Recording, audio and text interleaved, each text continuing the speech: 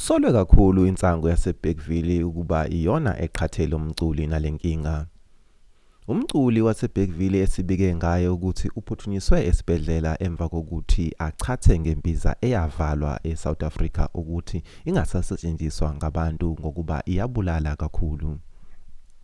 Lo mculi ogama lakhe Bergville usolwa ngokuthi ubhema kakhulu insangu kanti cha akayibhemanga. Sitholile ithuba lokuthi simbuze ukuthi usithathe iphi isibindi sokuyogibela intaba engagitshelwa ukhahlamba ayokukha lembiza njengoba yavalwa.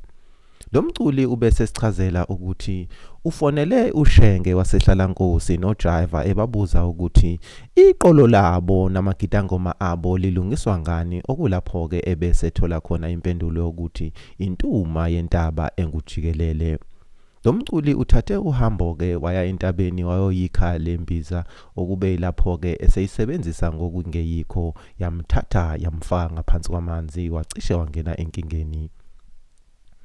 Abantu ezinkundleni zokuxhumana bayababaza ukuthi ayenziwa lento lembiza uyisefa ngisho nangemfaduko entsha ngoba ingozi ingakujuqa ngaso leso sikhathi.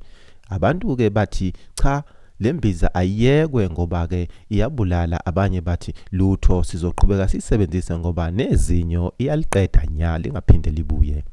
Unembiza phakathi, lo mculo unembiza phakathi. Njoba ngila kumnxoli ngilo ngicenga imbiza zonke nansi. Umdorofia ke kulento le engizona ubonisa yona la awuliboni. Sondela umshuthi.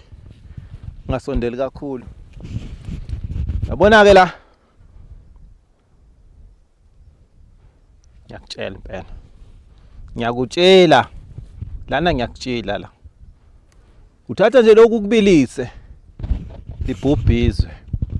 Ngokusho kweBergville ukukhungatheka lokhu okudalwe yimbiza kuphazamise uhlelo lokuhambela emsakazo iNyukhasela FM, uKhahlamba FM kanye noThukela FM. IBergville ke libese lixwayisa umphakathi ukuthi ungaphinde usebenzise intuma ngoba iyabulala.